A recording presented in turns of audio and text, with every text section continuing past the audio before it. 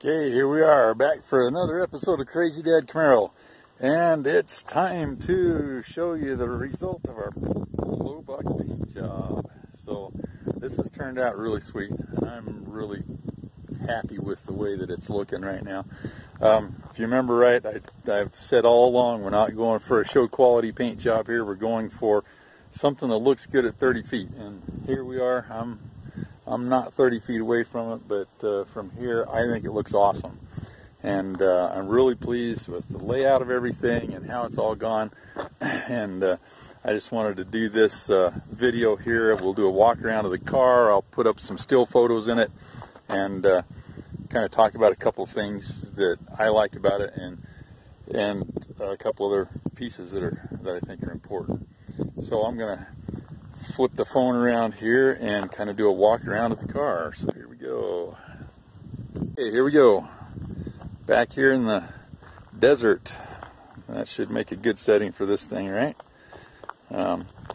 My goal with this was to get the look of a road race car in the paint job. I wanted something not just a single color or a two-tone top and bottom thing. I wanted to get some stripes on it because our goal here is to make this thing stand out and be something, remember, like I said, that your friends will think is cool, that you'll get compliments on for the way that it looks and that sort of thing. So we came up with the racing stripe idea, which with those hood vents on there, the air scoops or fake air scoops, I thought it would look cool if the stripes kind of disappeared into there. And then I originally thought about putting them on the roof, but as I tried to lay them out on the roof just isn't built right for where the measurements look right.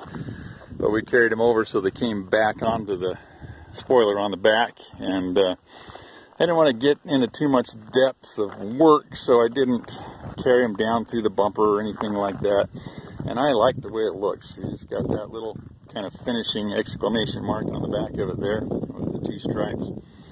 And then I wanted to do something more because I didn't feel like that was quite enough, and I really like this third color and the way that these yellow stripes have turned out. To me, they're the things that jump out off the car and say, "Look at me." And then I got those on there, got them laid out. Actually moved them from where I originally was going to put them. I was going to put them far in the back, but I saw a picture the morning I was getting ready to paint them. I thought, nah, they'll look better right there. So I did that, and then with not having anything on the roof, I had this great big black expanse back here, and I wanted to do something to break that up, and I really think that yellow carryover from the stripes on the front, I think is going to be, it really gave it a great effect, so I'm really happy with that. And that's kind of the thought processes that went into the thing. I love it because it's a strike, it makes the car striking looking. And this is the cool thing. I just went through and did the books on this thing and what kind of money I've got in it right now. And I've actually got less than I thought, even with all the problems that I had with the engine and the fuel pump and things like that. So I'll talk about that in a later video, but right now I've only got about $2,700 in this car. And as far as I'm concerned, that paint job makes it look like a $5,000 to $10,000 car.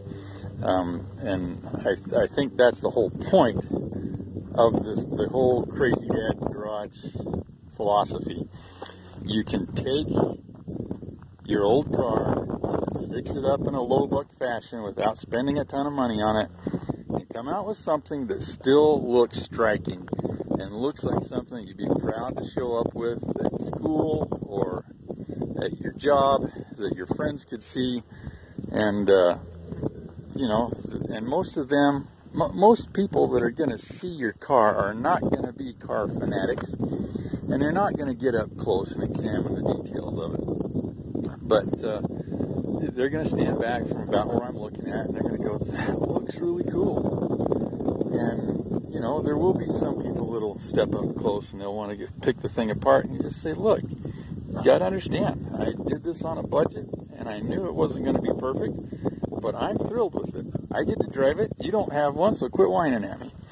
And with that kind of an idea, I think this is turning out to be exactly what fits the Crazy Dad philosophy. So there you go. That's a really important thing. Oh, I was going to tell you, with doing the books on it too, I ended up with a little more money in the paint than I had originally thought. Didn't realize how much paint it was going to take to do those stripes. They ended up taking a lot more than I thought, and in fact I spent probably used about double the amount of orange that I thought I was going to. But I ended up with only about 140 bucks worth of paint and tape and things like that into this thing. And if I had done it without the stripes, we could have knocked another probably 20 bucks off of that. So, you know, you're looking at 100 to 120 bucks worth of materials and a few days of your time and effort to come out with something that looks really cool. And you can do this with just about any car that you want to. It's going to be important, if you do something like this, to realize that spray can paint is not going to hold up under the UV rays out in the sun if you end up having to keep your project car outside for all of its life. You'll end up redoing the paint job, you know, every couple of years probably.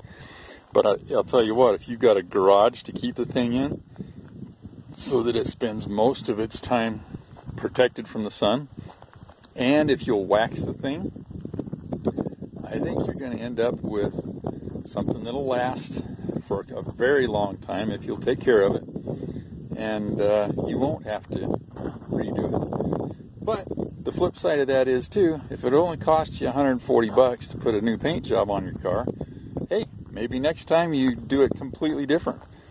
You pick out another pattern and do a different set of stripes, or maybe flames or something like that.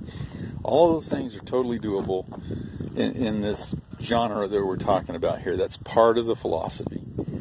So I just wanted to lay that out for you, give you a walk around. I've got several still photos of the thing, and I'm gonna put them up at the end of the video here to just kind of scroll through, and that'll let you see what we've come out with as far as looks on this thing go.